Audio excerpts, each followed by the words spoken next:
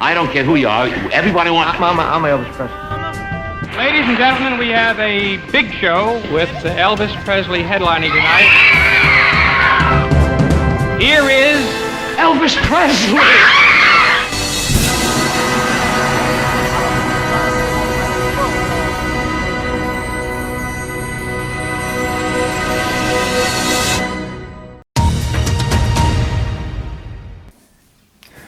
Dear viewers, last month's video did extremely well and it is my most viewed video in recent years.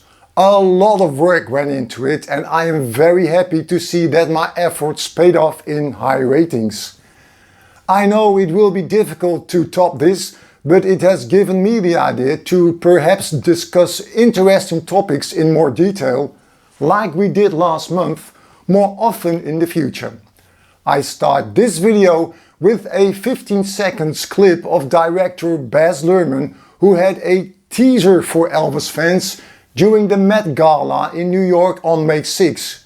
Now let's take a look at what he had to say. I have to ask, you said there's an Elvis surprise. Can you tease what the surprise is? Yeah, the fans really want to know if the footage, all that footage that we found in the vaults is going to become a concert film, and I'm here to say I think it's going to happen. Now, wouldn't that be fantastic if this project really got off the ground? In any case, I will keep an eye on it, and if there is any news on this subject, you will hear it, of course, on this channel. On July 13, 2012, the last unknown live recording of Elvis from the 1950s was uploaded to YouTube. The 1955 live recording of I Forgot to Remember to Forget was found by a wire recordings collector who had no idea he had discovered something truly unique for Elvis fans. This recording was bought by Sony from the owner and released on the 2017 CD set A Boy from Tupelo. 12 years later, in 2024, there will be a sequel to this because 3 new undiscovered live recordings from the 1950s have surfaced. Elvis can be heard singing Heartbreak Hotel, Long Tall Sally and an incomplete version of Don't Be Cruel. These recordings were recorded by radio host Ron Ross in Toledo on November 22, 1956. The opening of Heartbreak Hotel is mind-blowing.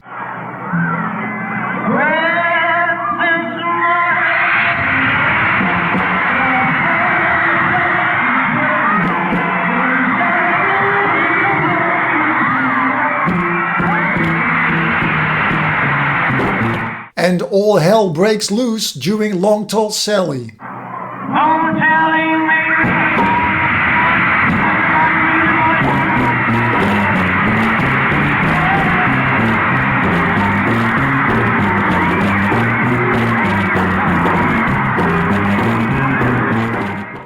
This recording can be found on YouTube and has also been released by the Memphis Recording Services label on CD and on pink or green vinyl with the title On Fire in Toledo 1956.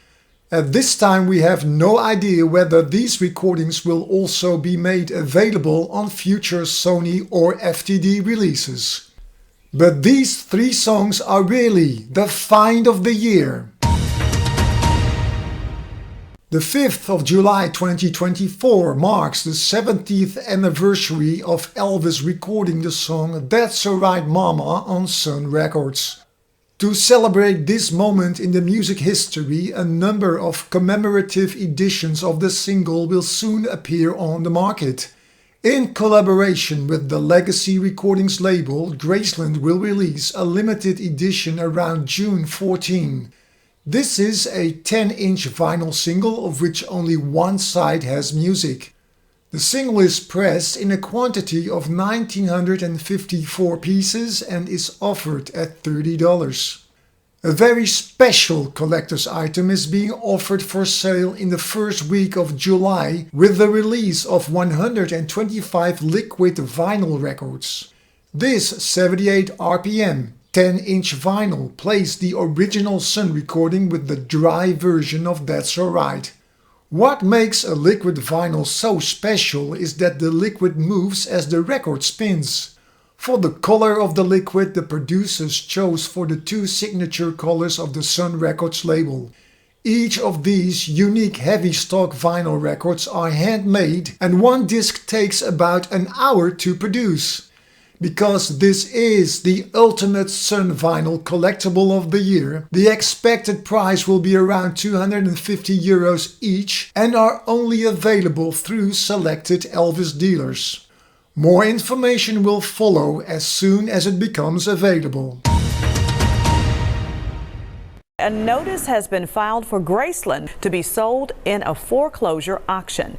The notice states Elvis's late daughter, Lisa Marie Presley, signed a deed of trust in 2018 securing a $3.8 million loan with a Missouri company using Graceland as collateral. New tonight, a 60-page lawsuit filed on behalf of Danielle Riley Keogh against Nosany Investments and Private Lending LLC. The lawsuit says after the death of her mother, Lisa Marie Presley, she became the trustee of the Promenade Trust and owner of Graceland. A foreclosure filing this month in a local newspaper states Lisa Marie borrowed $3.8 million from a Missouri company called Nosany Investments and Private Lending LLC, but the money has never been paid back and Graceland is collateral. The lawsuit filed last week on behalf of Keogh says these documents are fraudulent, saying Lisa Marie Presley never borrowed money from the LLC or gave a deed of trust to the company. Going on to say on information and belief, Nosany Investments and Private Lending LLC is not a real entity, saying the LLC appears to be a false entity created for the purpose of defrauding the Promenade Trust, the heirs of Lisa Marie Presley, or any purchaser of Graceland at a non-judicial sale. The lawsuit claims Lisa Marie did not borrow $3.8 million, and documents claiming so are forged. Also writing, Nosany Investments and Private Lending LLC has no right whatsoever to conduct a non-judicial sale of Graceland. We found a phone number listed for a man named in the lawsuit to have acted on behalf of Nosany Investments, but when we tried calling, the number you are trying to reach is no longer in service. And an injunction hearing on this issue is scheduled for Wednesday. We also reached out to Elvis Presley Enterprises. Right now, we're waiting to hear back. There's new information tonight on the Graceland foreclosure saga. Someone claiming to have previously been affiliated with the company planning to sell the estate sent us a bombshell of an email. A man by the name of Kurt Nosany with a Nosany Investments LLC email address messaged us saying the company was planning to withdraw all claims. This all happened hours after a judge filed an injunction stopping the sale of Graceland, at least for now. It is a case that's one of a kind, much like the property at the center of it all. Graceland is a part of this community, well loved by this community and indeed around the world. And the judge put things on hold. The court will adjourn the sale as requested, issuing a temporary injunction. If this case goes to trial, it could boil down to what the notary swore to in an affidavit, and that is she did not notarize the signature of Lisa Marie Presley on the deed of trust. The chancellor saying this could be a case of fraud, which potentially could play out in court. In the Elvis Presley News Report of April, I showed you that actress Dodie Marshall offered the wristwatch which she received from Elvis after the filming of Easy Come, Easy Go for sale. The estimate of $4,000 to $6,000 turned out to be spot on as it was sold for $5,500. The buyer's premium that auction house Bonhams calculated was 28%, so the total amount the buyer had to pay was $7,040. In the previous 2 videos I featured the black studs Black Hawk that Elvis gifted to Elias Garnham. A viewer from Norway sent me photos that when Elvis gifted the studs to Elias it was painted in white. This Norwegian Elvis fan would like to know when the car was repainted from white to black. If you know more about this, then please share your information in the comment section. As part of its ongoing sessions series, collector's label Follow That Dream Records will release in late June Elvis Presley Guitar Man, the 67-68 sessions. This 5 CD set features the music of 2 of Elvis's RCA sessions at Studio B in Nashville in 1967 and 1968. The September 67 session highlights include Guitar Man, High Heel Sneakers, Big Boss Man and You Don't Know Me. The January 68 session includes Too Much Monkey Business, US Mail and 30 takes of Going Home. The 24-page booklet that comes with the set features rare photos, sessions data, memorabilia and release information.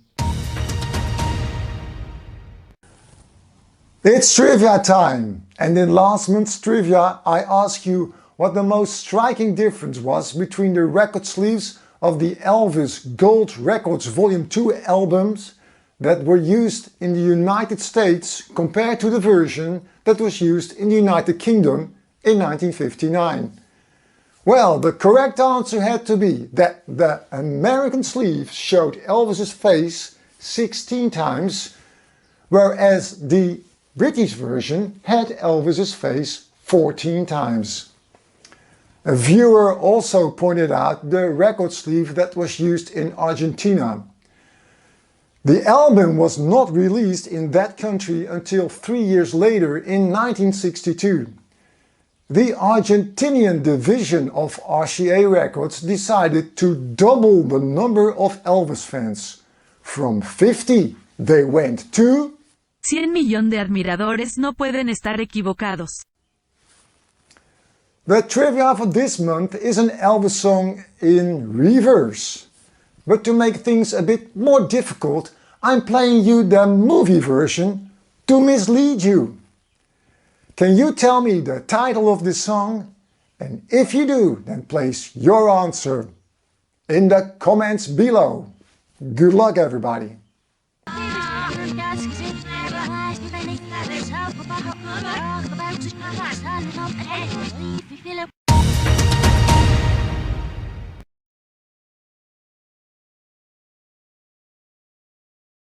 Trevor O'Sullivan was a passionate Elvis fan with a journalism degree. In 2014 he started an Elvis Facebook group from his hospital bed.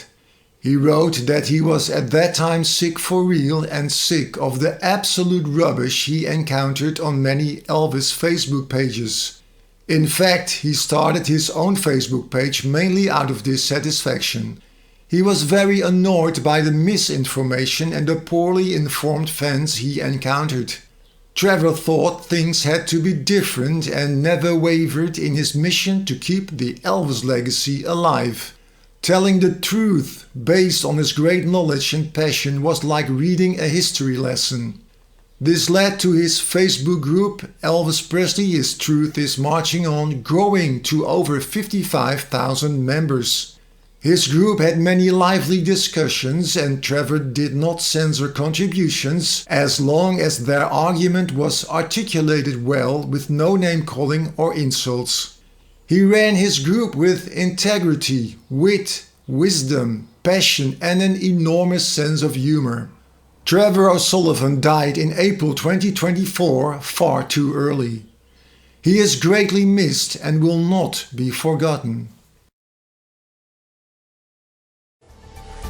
That was the news for this time. Check back next month if you want to keep up with all the latest Elvis news. Until then, have a happy Elvis Presley Day. You have a happy, you have a happy, have a happy.